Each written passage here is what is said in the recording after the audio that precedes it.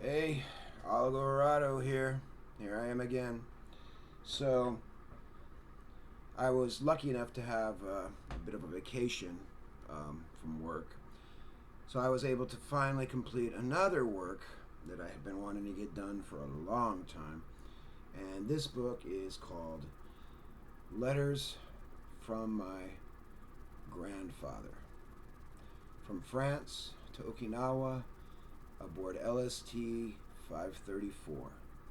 And so this is a story of obviously my grandfather who served in the U.S. Navy during World War II and was aboard the LST 534 at both Normandy and Okinawa. And while he was in Okinawa, his ship was hit by a kamikaze. The ship was pretty much a total loss, and it was scuttled. This was June 22nd, 1945, when the ship was actually struck by this kamikaze. It ended up killing 5 sailors on board the ship, wounding another, I think, around 35. And when my mother died, I inherited this notebook that my mother had compiled, and yet I had never really seen it. And so it is nothing but letters. All of the letters are from 1944 until 1945. He actually joined in 43, but for some reason, none of those letters, as far as I know, are in existence. And so I don't have any of that stuff. That would have been when he was in boot camp, actually, because he went to boot camp, I believe, in July of 43 after he had gotten out of high school. He graduated high school, I believe, in 42. Anyway, he was a senior 42, if I'm not mistaken. And anyway, so the book basically consists of, all his letters that exist from 1944, starting in, I think, January. That's when I believe the first letter is dated. January 3rd of 1944, all the way up until December of 1945. He died very young. I never knew him. He died at the age of 32. So he died in 1956. He had just turned 32, of course, in July, and died in August, like a month later or whatever, June. And so he, I'm lucky enough to have this stuff. It was part of a big pile of stuff that I got upon the death of my mother. My father didn't. He didn't want all this stuff. These photographs and things, and so he passed them on down to me. And when I finally had the chance to look at all this stuff, I read all the letters, and I was just absolutely amazed that, first of all, that this stuff had survived for this long, and second of all, that it's a story, and it's a story of a young man who wanted to be a farmer, but ended up working in a munitions plant in 1942, and then joined the Navy in 1943. And so I got to work on this, transcribing letters. I left most of the letters. Uh, I I transcribed. There were a couple that I thought, because of their significance, for example, there was one that was what they called a V mail, and so I left a few that were the original form. And see if I can show you that. It's kind of cool. And I used the original letterheads that were on each of the original letters in the book to kind of emulate, the nature of these letters, And so I finished this project at the beginning of, what was it? When did I get it done? June 25th, I think. I've been very busy. I'm back to work, unfortunately. And so I've been doing a lot of work. This was put together, I finished this in June 25th of 2023, obviously. And it is, of course, as I like to do it, self-published. Some people denigrate self-publishing, but I mean, I've been published, by publishers or whatever, and online and things like that, and in periodicals. But really, for these types of projects, I really like to do the work myself. Now, I found one typo in this, so there's always a typo or something that I miss because I'm doing everything. Cover design is me, editing is me, writing it me, transcribing it, etc., etc., etc. You know, I don't work with an editor. I don't have all that sophistication. I don't have any way to promote the books either, really. You know.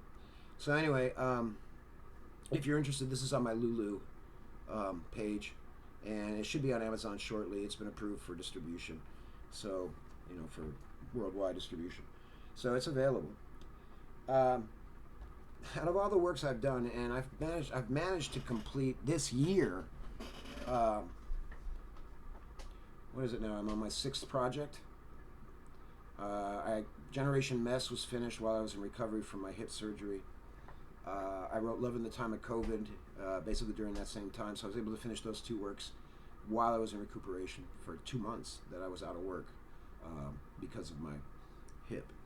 And so I was very lucky in a way, not lucky about the hip, but I mean, I'm lucky that I was able to produce something that was tangible during that time, as well as recover from I had total hip replacement surgery. So having that, you're really not doing much. You're kind of sitting around a lot, and I was able to get a lot of writing done. After I finished that, I put together Epiphany Puente. I did my other book, which is nonfiction, which is called Wanting to See That Way. After I finished Wanting to See That Way, I did a book called Interviews with My Godfather, which, if you're a YouTube follower of mine or you watch any of my videos, you'll have seen a little bit about that as well. All these books have had a video promoting the book. I also put together this book, which is probably, actually, ironically enough, the work that I am most proud of. The work that I don't even know how to put it into terms. Bringing him back to life and reading these letters and imagining this young man who is my grandfather, long dead, I never met him, obviously, was a very moving experience for me.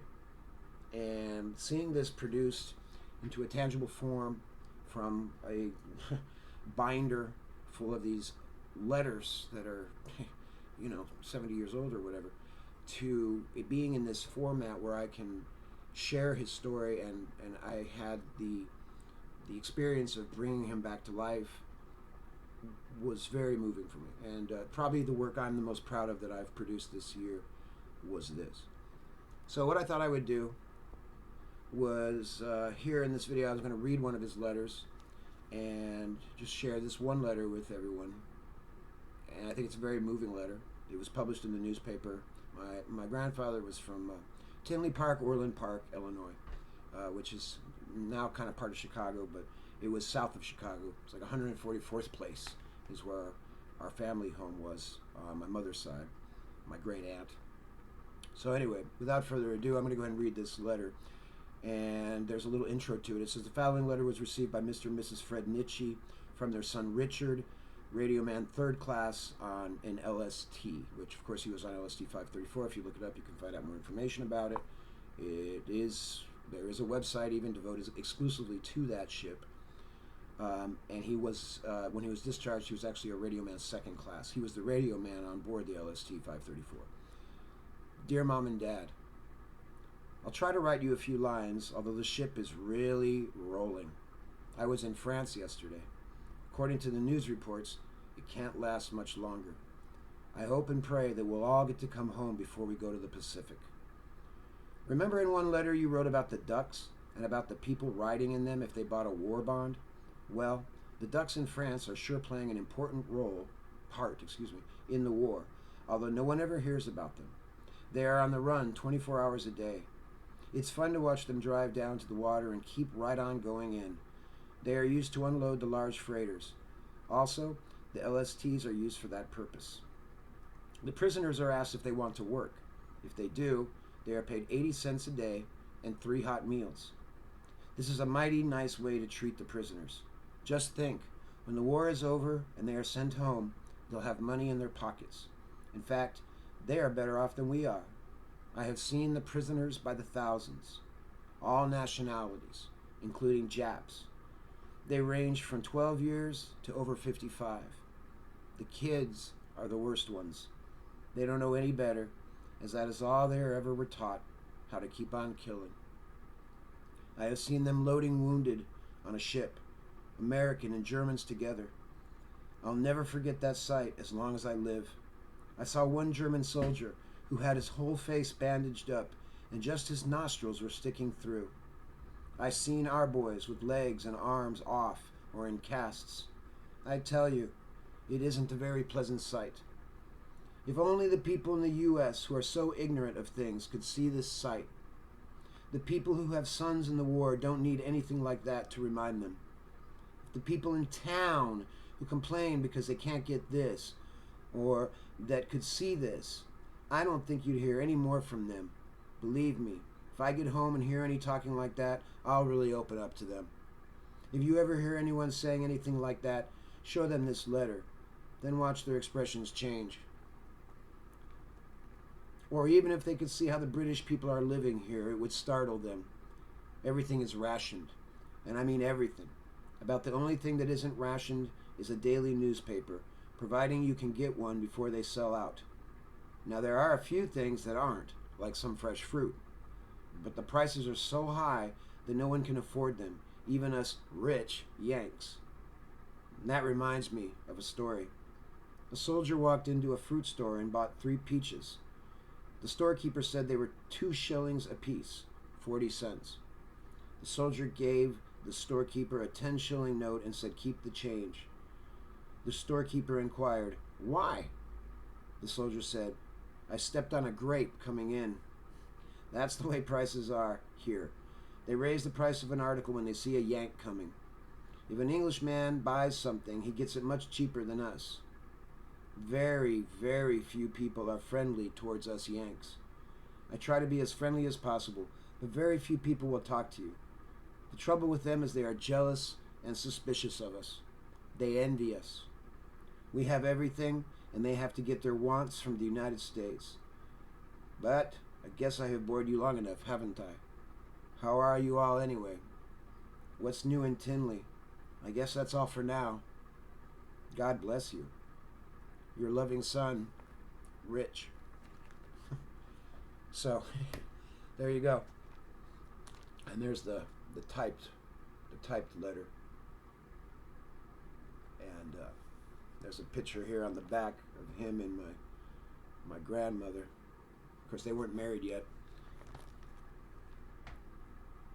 So, anyway, if you're interested in history or in World War II and feel like reading a regular man's story, I guess you could try to pick up the book. All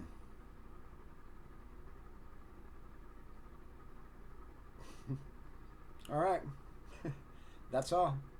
Everybody have a wonderful evening. Enjoy whatever freedoms are left in this country, because people like this man went and fought for them so that you could be free. All right. Alvarado, out. Have a beautiful night and a beautiful day.